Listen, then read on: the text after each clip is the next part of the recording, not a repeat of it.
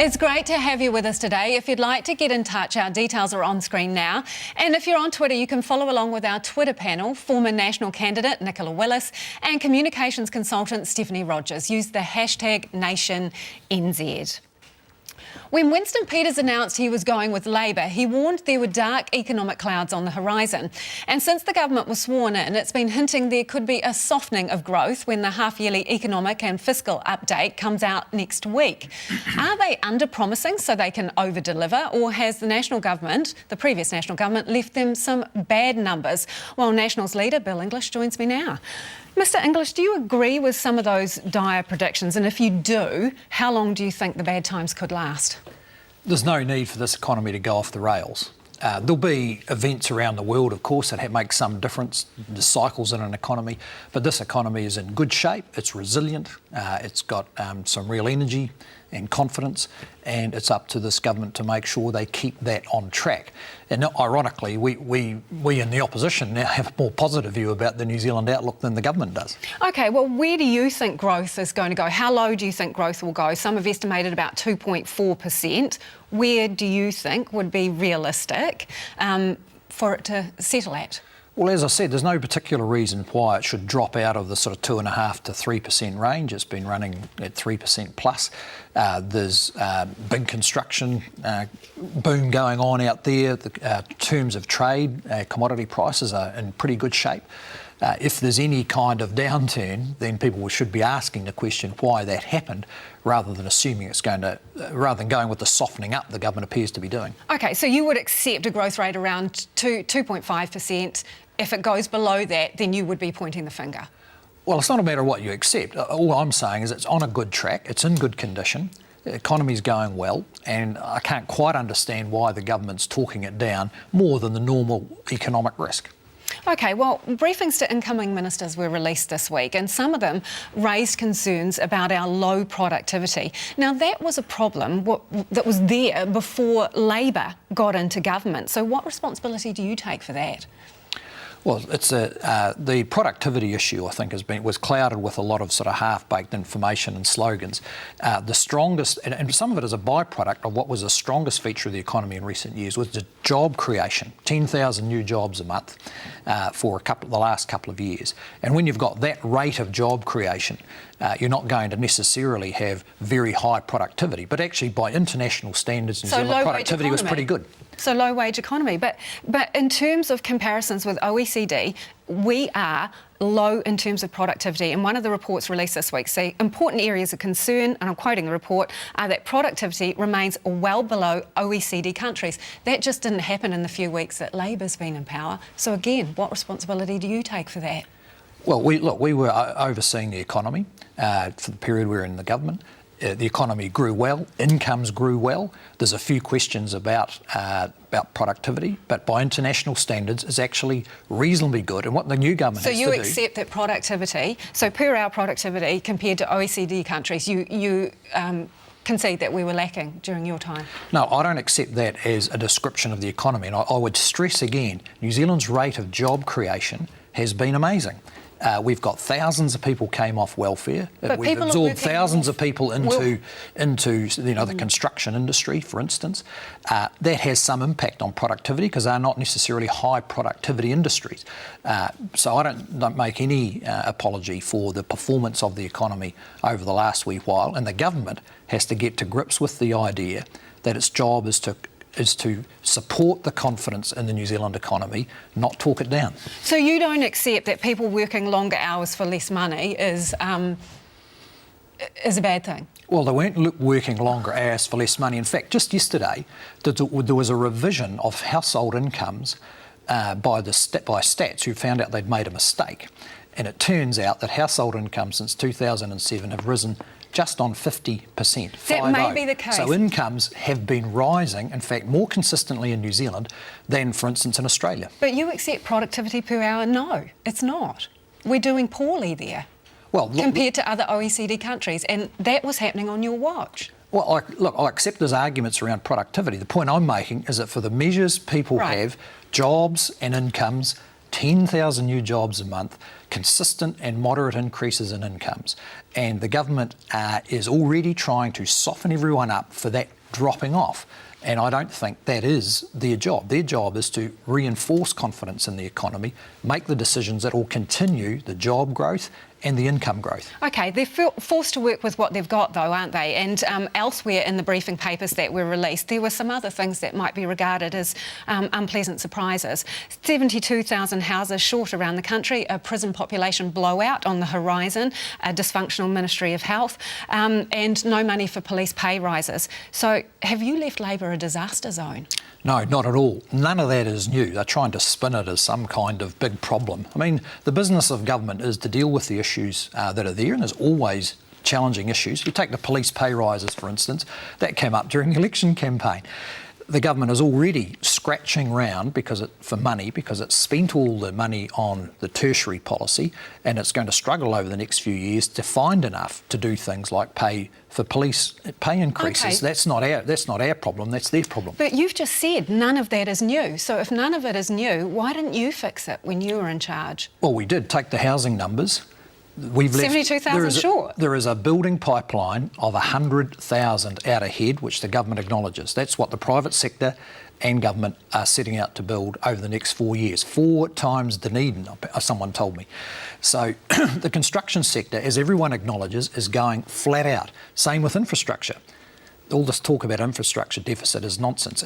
They're building flat out, and the government again has to get on with the job of executing with the confidence and the direction New Zealand has that's so positive. So you take no responsibility for that list of things that I've just given you. 72,000 houses short, prison projections reaching 12,000 by 2026, and no money for police pay rises. None of it's a surprise, but you don't take any responsibility for any of it. Oh, look, take the prison one, for instance. We've spent most of our term in government grappling with the issues around prison numbers. They dropped for a while, then it turned round and they started rising. That is a big challenge.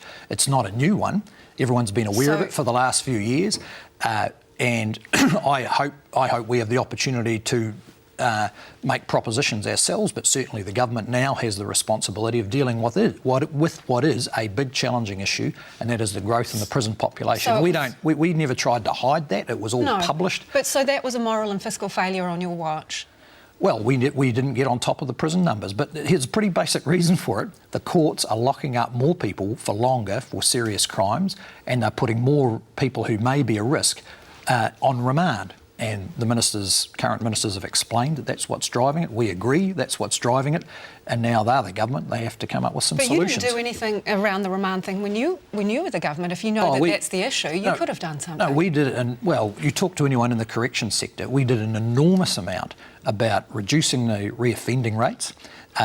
We've built a whole rehabilitation process within the prisons, and there's now a great deal more understanding of the reasons why people are getting into prison, of the flows of people, of the costs of it.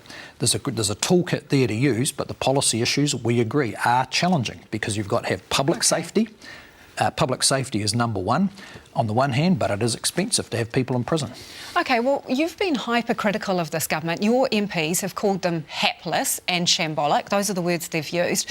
But you would know that the Labor MPs and the Labor government, they're not stupid. So why is it that you think that they're going to fail? Well, we've just been holding them to account like you'd expect an opposition to do. You know, they're the government, we're the opposition. Really just in the few months that they've had, the lack of confidence in them is not actually to do with us. It's to do with the fact that they say things and then they say they can't do them. They say it's 1 billion trees and then 500 million trees. They have senior ministers contradicting each other. That just never used to happen in New Zealand. Willie Jackson and the Prime Minister just had an argument last week over whether te reo will be compulsory. They had a big argument within the government publicly about sanctions on beneficiaries. What's your reason that you think this government will fail? Because basically they're keeping the same fiscal responsibility rules as you. They're going to have a surplus. They're going to keep government spending under 30%. They're going to lower debt to 20% of GDP, all of which was your fiscal parameters as well. So why is this government going to fail? Well, we're just pointing out the shambolic start that they've had. In fact, it doesn't need us to point it out. The public can see it. And you do make a good point, though. The things that are likely to work will be where they pick up the policies in place, whether it's water quality, whether it's the fiscal policy, whether it's social investment. If they pick those up and develop them further in line with the positive direction New Zealand's going, then they'll succeed in those areas. But the early indications are that they're disorganised and they're relying on the crutch of a big chequebook. OK, well, you've got your criticisms, but other than the ideas that you think that they pinched from you, can you name a good idea that they're pursuing?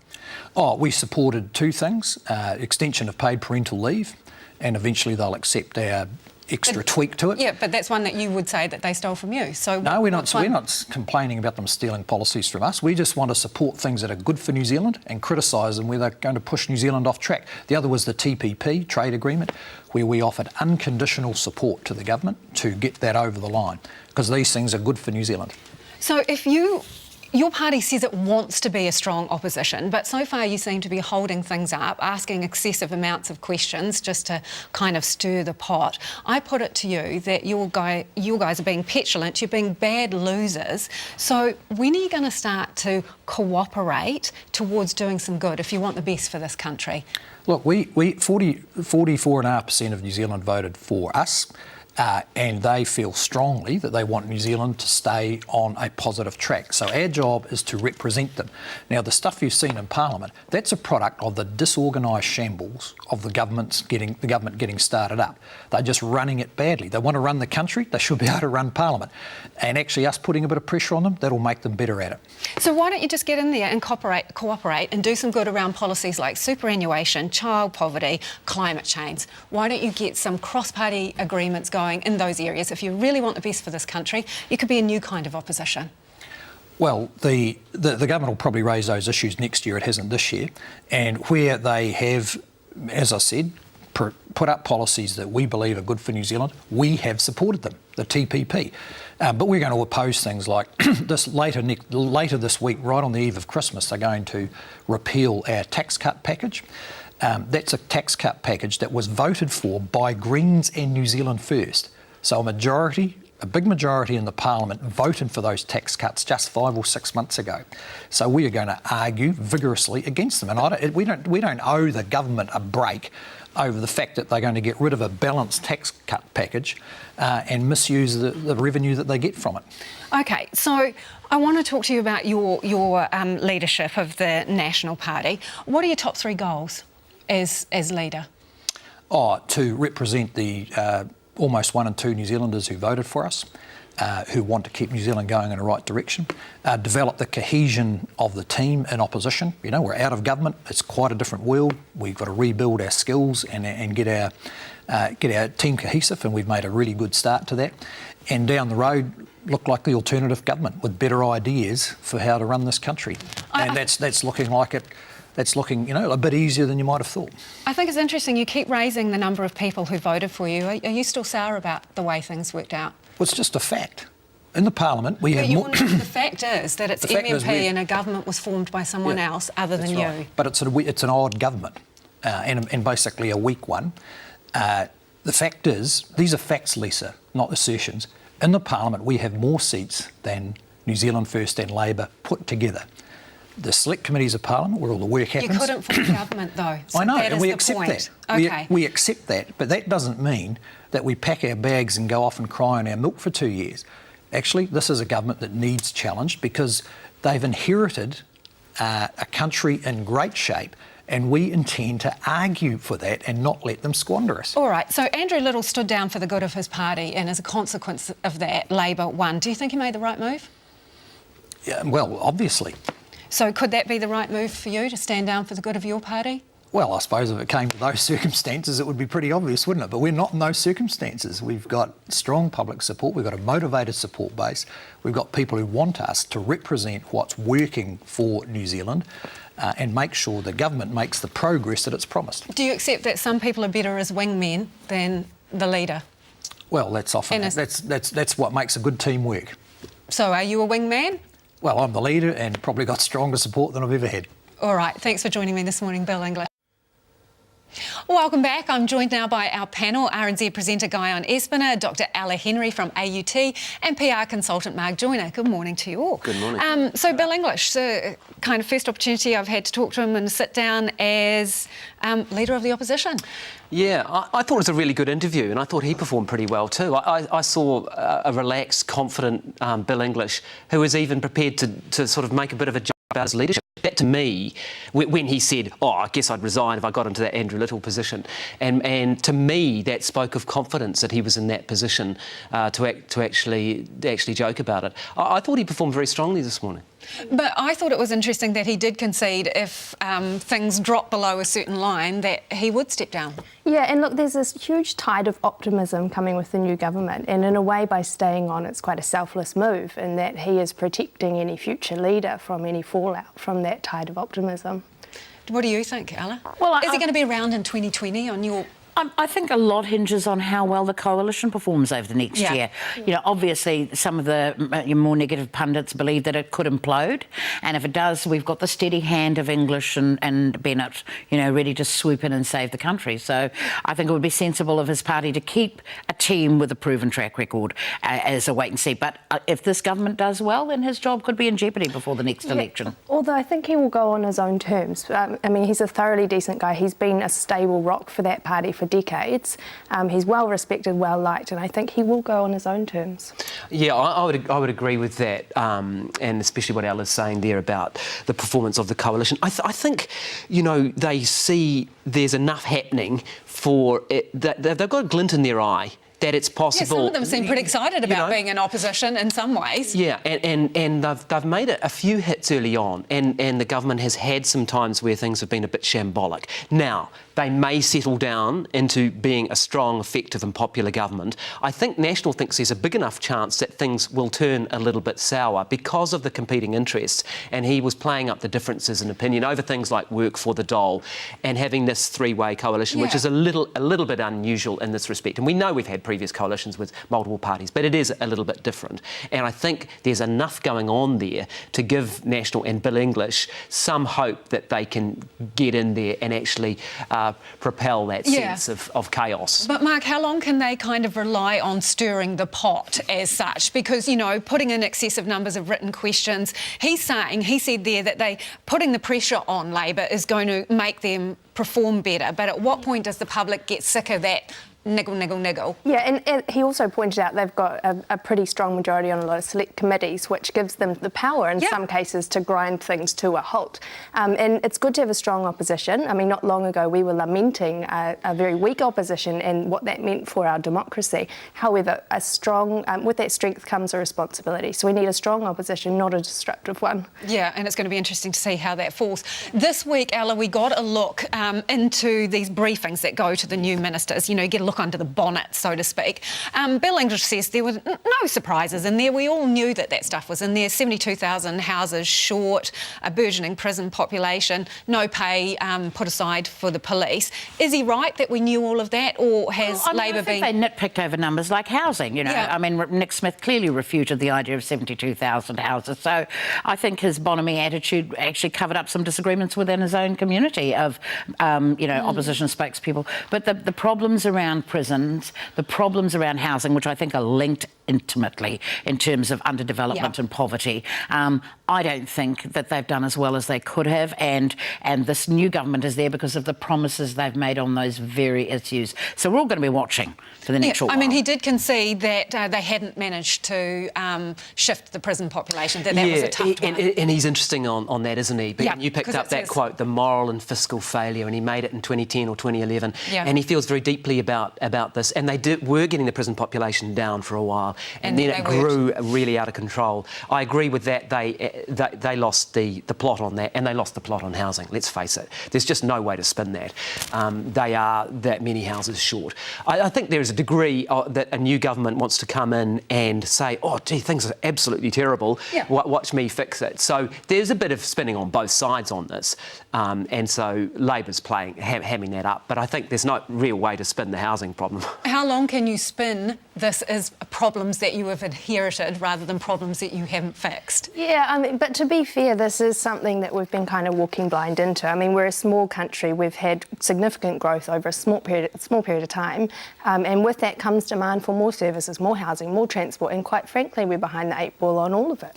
Yeah. So is Labor managing our expectations when they say stuff like we've inherited a train wreck? I think so, to a degree. I mean, I think you saw that in health this week as well, where you call a crisis advisory group together, and I mean, and National did it as well when they came into power, as Labor did when they came in 1999. They said, "Oh, look, we've opened this cupboard and this terrible skeleton has fallen out." Look, no one would argue that there aren't problems in all those sectors, but of course, a new government is going to want to say, we've inherited this, set a baseline about how terrible it is, and then try and improve things from there. These are entrenched problems, though, Ella, and even Bill English admits, obviously, around the prison thing, it's hard to move it. Housing, it's not easy. So Labor's going to face those same challenges. Well, here's the thing. I'm part of the Buildings Challenge, looking at housing, and we've been doing some work with Te Puia Marae.